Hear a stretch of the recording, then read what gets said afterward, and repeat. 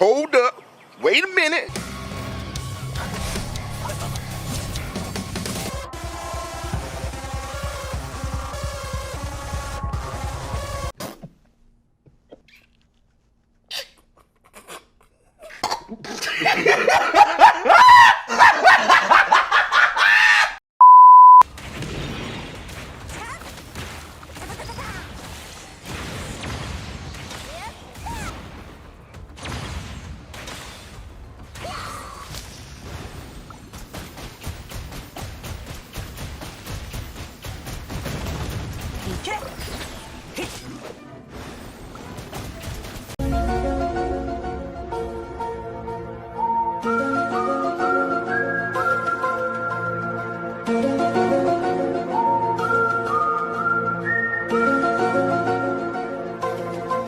Yeah, about that.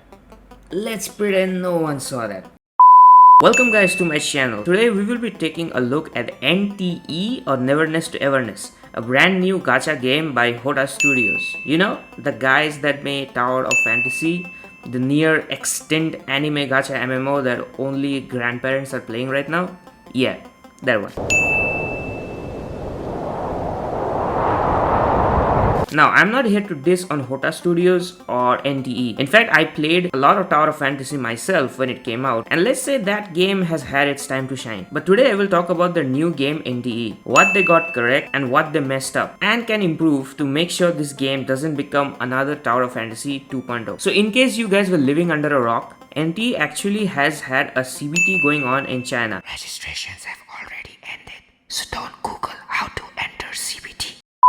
So today I will be sharing my thoughts and opinions about the game based on this CBT. Now keep in mind that this CBT is a beta test, so definitely all things that I'll talk about in this video can completely flip once the game releases. Now let's start with the positives, I believe, because starters should at least be tasty, right? First, I gotta hand it to them for the city design. I still believe in gacha games, Hota designs one of the finest looking cities. Even Vera in TOF was extremely pretty. This in itself is a unique take on gachas because right now most gachas we have are either focused on medieval fantasies or dystopian settings. I was worried that they might screw up here because when you design a city, you have to get a lot of things correct. You need to have a lot of NPCs doing stuff in the city to make it look alive. You need to add vehicles and traffic. I'm glad to say that Hota got it correct with this game. The city is beautiful and has hundreds of NPCs. All make the city look alive. The NPCs look different enough to not feel like they were copy-pasted the same NPC design everywhere, which adds to the variety. Now one thing I really loved about this game right from the first trailer reveal is the way they showed the enemies appearing in the world. You know what game this reminds me of?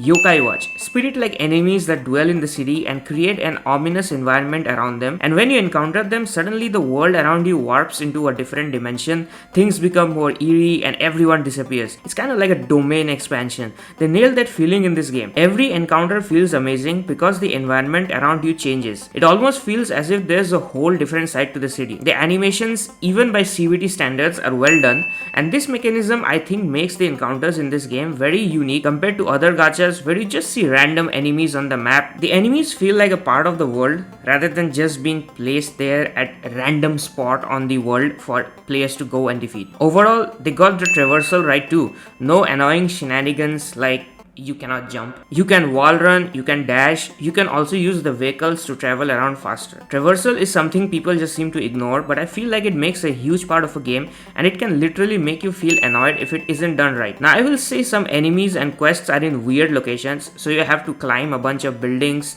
or bridges to get there, but at least you can run on walls, so it makes that stuff less painful. Speaking of traversal, they also got the vehicles, and they actually went to surprising depths with the vehicle mechanism. While other gacha game devs cry on the idea of even giving us a mount, Hota gave us full-blown cars, and you can even switch to driver POV, see the inside of the car and stuff while driving. You can ram into objects, and there is visible destruction on the car and the environment. You can run into NPCs too, although yeah, they don't end up like GTA NPCs on the road. Now I'll be real with you all, I didn't expect this type of detail in driving on a mobile gacha game because these mechanics can be very heavy on mobile devices to implement, but nevertheless they did it. So how well will it perform on mobile? mobile, now that's a whole different question. If you remember TOF performance on mobile, you know how that went down. So let's hope Hota has learned a few things from that experience. Now we talk about the spicy stuff, the cons. Hey, yeah.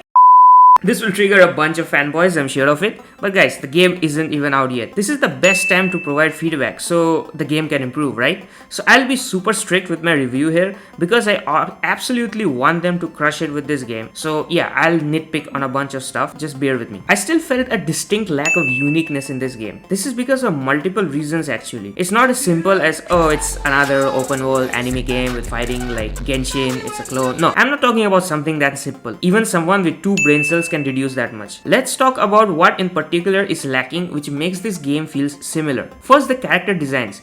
I know Hota can make banger characters. The characters in TOF when the game released are a great example.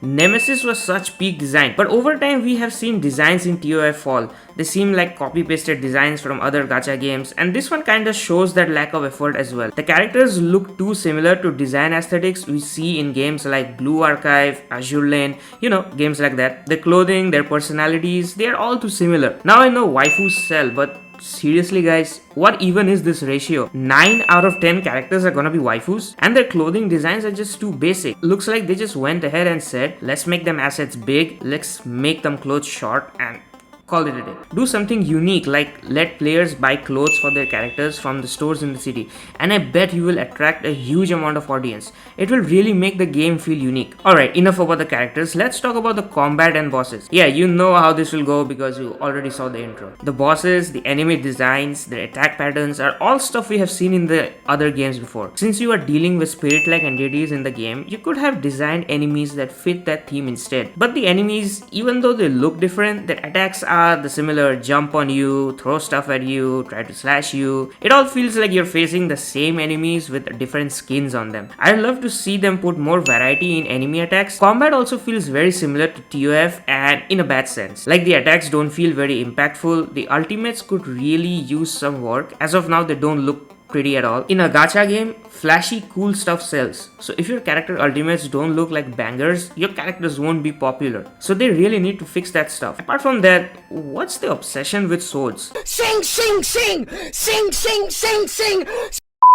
Like seriously guys, this is a modern city. Characters should use modern weapons, not a sword they used in like the fucking 60s. If the weapons are the same as in other gacha games, what difference will you even feel in the combat? Give the characters more unique weapons like laser blasters, cyborg arms, thrusters to fly around in combat. That's how you will make the combat feel unique, different from other gachas. Get creative, Hota. You have already made some banger weapons in TOF. You can do it here too. The daily grind and stamina also seem exactly the same as we see in other gacha games. Stamina collects, you go do some domains, stamina is gone. Feels like Genshin started this whole domain farming formula and now every gacha game out there is blindly following it. I did expect something different here, but nope. The daily logging cycle will be the same. Log in, spend stamina, log out. A part of the reason is also probably because although the city is pretty, there isn't much to do in it. Most of the exploration stuff is one time, and once you find the hidden loot around the map, there is really no reason to keep going back. This is a huge problem with open world games where they make the areas all nice and pretty